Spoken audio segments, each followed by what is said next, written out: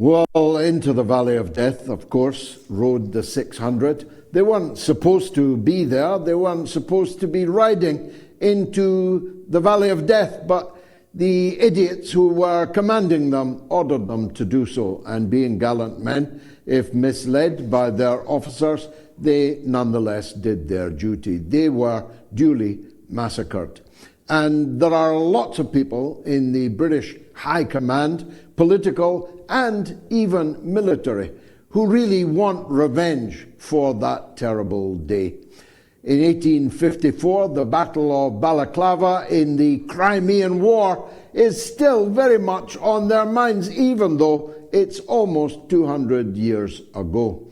In parenthesis, I have literally just seen Senator Ted Cruz say that China has been waging a millennial war against the United States of America, which puzzled me a little because I'm pretty sure that the United States has only been around for about a quarter of a millennium, though I'll grant you it seems like a very long time. But back to the Crimean War. I once had a conversation with little Ben Wallace. He used to talk to me in the corridors of power when he was the Minister of Defence, but he wouldn't face me in open debate, as many of you know, when he ran away from the Oxford Union. Literally ran away. He turned his ministerial car around and ran back to London because he realized it was me that he was going to face in a debate. He left a big Toby chum of his to face the music instead, and the resultant massacre was metaphorically almost as bloody as the charge of the Light Brigade. But in one of my conversations with Ben Wallace, he confided to me that his regiment had actually never really forgiven the Russians for the Battle of Balaclava, for the Crimean War. And he left me in little doubt that he saw the opportunity coming in the now war in the Ukraine for exacting some bizarre form of revenge the best part of 200 years later. Well, it's not really working out that way. The British keep on talking about mobilizing their non-existent forces. It's important for me to put this in perspective for you. There were more people at Old Trafford watching Manchester United this afternoon in their yesterday afternoon in their magnificent victory 4-2 against Brighton and Hove Albion. That's just en passant. We're fourth in the league, you know. Now, there were more people at that football game than are in the totality of the British Armed Forces. And a good number of the British Armed Forces are medics and hairdressers and cooks and sundry other ranks who certainly could not be counted amongst the gallant men of the charge of the Light Brigade. Our Light Brigade now is lighter than it has ever been. And so the idea that Britain is going to send forces into the Ukraine war, when Russia made it plain that any NATO forces arriving on the theater of conflict in Ukraine will immediately be destroyed. And destroyed they will. And who knows with what weapons. We are familiar now with the Oroshenk, but now Russia today has just unveiled the mother of all weapons. It is a nuclear-powered, nuclear-armed, undetectable, invisible to radar, undefendable cruise missile. But it takes cruise missiles into another dimension. There it is there, nicely painted in red. It is a game changer. And unveiling it today is clearly a response to the ongoing threats of the United States to send long-range Tomahawk missiles into the theater of war, weapons which can reach Russian cities deep into the interior. Russia's losing patience with that kind of threat. and this is evidently their response. Now, don't get me wrong, although I was a boy soldier, I abhor war, and I abhor civil wars even more than other kinds of wars, and that is essentially what the Ukraine conflict is, or was, until NATO got involved and sought to weaponize half of a civil war against the Russian Federation. Now, as you know, I'm sitting here in Minsk. That's where the two agreements were signed, which would have obviated the existence of what we now know as the special military operation, or as I call it, the Ukraine war, or as I call it, the NATO-Russia war, using Ukraine as a proxy. But whatever you call it, the Minsk agreements, if they had been implemented, would have ensured that there was no war at all. Just think about that. I'm in the city. In fact, I'm maybe 150 yards from the building in which the Minsk agreements 1 and 2 were reached. But it's clear and has been admitted by the two original guarantors of the Minsk agreements, Angela Merkel of Germany and François Hollande, then the President of France, that the Minsk agreements were never intended to be implemented.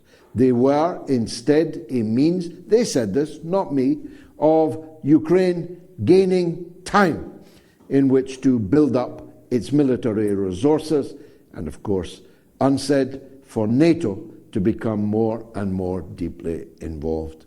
The Minsk agreement would have solved everything. It would have guaranteed the rights of the roughly 1/3 of the Ukrainian population then, who were Russian-speaking people, who were Russian people, who regarded themselves as Russian people, who were there because Ukraine and Russia used to be the same country, not just in the communist period of the Soviet Union, but in the Tsarist period of the Soviet Union. The Tsarist period, predating the Soviet Union by hundreds of years, Ukraine and Russia were the same country. Indeed, the Empress of Russia used to sit, not in Moscow, not in St. Petersburg, but in Kiev, or Kiev, as some people prefer to call it.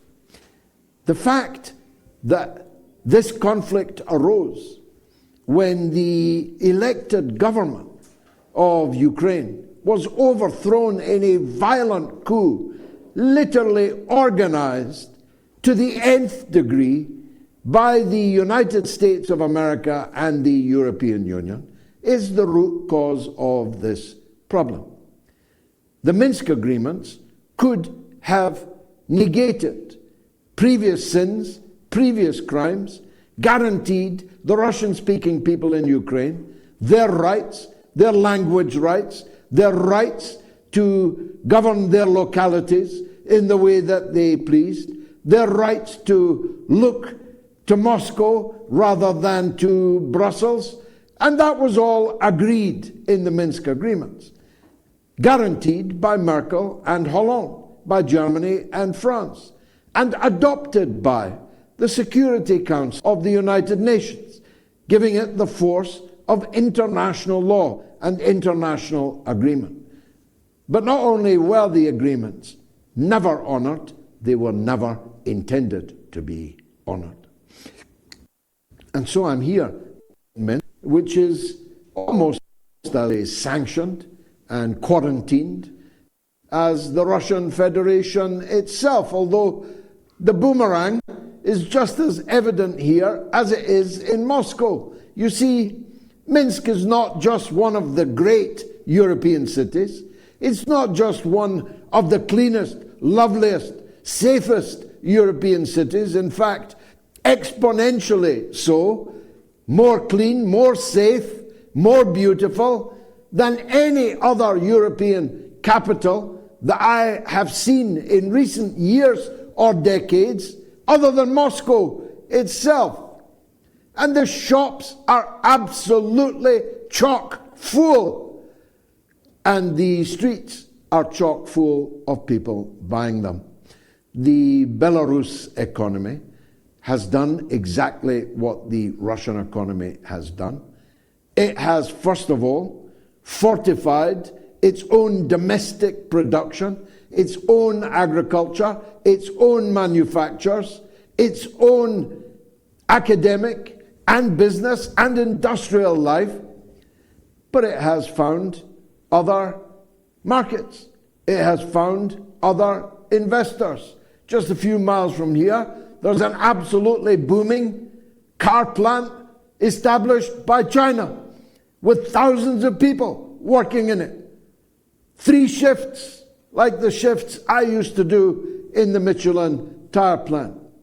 The mall that I attended today contained only Belarusian products, from refrigerators to televisions to clothing of the highest order and to furniture and all kinds of other goods, and all of them made here in Belarus, and all of them made here in Belarus because Western companies all pulled out as a result of sanctions, and those Western countries are now themselves toiling so badly, as most of you don't need me to tell you. Now, I wish the trade talks in South Korea between the Chinese and American delegations Godspeed. I hope that the summit meeting in South Korea between Donald Trump and Xi Jinping go very well. Who wants more tension in the world? Who wants more talk of war in the world? But when I see Ted Cruz claim live, I just watched it, that China has been planning war on the United States for 1,000 years, when the United States didn't exist until 1776, I am again persuaded that the United States is ruled by idiots. And because it's ruled by idiots, nothing can be ruled out, not even an American invasion of Venezuela. Now, I know Venezuela very well indeed. I know that there are millions of Venezuelans under arms just waiting for the Yankee invasion. I know there are many more millions throughout Latin America who will not remain idle if the North American giant, the United States of America, invades South America. It will become a Latin American war against the United States of America. There will be a lot of people who stream north as refugees, yes, but there will be millions who will flood into Venezuela from Brazil, from Colombia, from all parts of South America, and will be itching to get a shot at the poor, bloody infantry and American Marines who are about to be sent into an invasion as ill-judged as the American invasion of Vietnam was. Do I have to remind American viewers that the invasion of Vietnam cost 58,000 American dead, 58,000, and hundreds of thousands of wounded and maimed, and millions who never really recovered from the war that they were forced to fight in Vietnam. Muhammad Ali refused to fight in Vietnam because he wouldn't do the white man's bidding and kill brown people on behalf of the oligarchy in the United States. Donald Trump didn't fight either, of course, but then, poor thing, he suffered from bone spurs. So he doesn't know what it's like to be fighting an entire people. He doesn't know what it's like to invade a country and then face the wrath of millions of people in that country. You'd have to have been in Vietnam to know what that felt like, or at least you would have had to watch some of the Vietnam genre of movies, and rather more carefully than Donald Trump probably did. The truth is, there are millions in Venezuela who will resist an American invasion. And yet an American invasion appears to be completely imminent. They've been exercising this weekend in Trinidad and Tobago, which is virtually a stone's throw from the coast of Venezuela.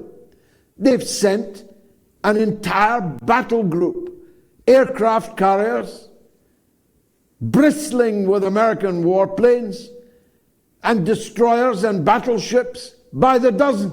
They are all gathered now on the coast of Venezuela. So it appears that Donald Trump is crazy enough to plan to invade a country which is not only bristling with its own citizens' defiance, but is a key ally of China, of Russia, and of Iran, as well as of Cuba, as well as of Nicaragua. The idea that this is going to be plain sailing for the United States of America is as foolish as that order in 1854 to the Light Brigade to charge on and on into the guns, to charge on and on into the valley of death. As my good friend Dixon said on here when he was standing in for me just recently, you see, in Venezuela, there are jungles, and there are mountains, and there are mountains with jungles. And in every one of them, behind every tree, will be a man and a woman with a gun just waiting for Uncle Sam. It's the mother of all talk shows. Stay tuned.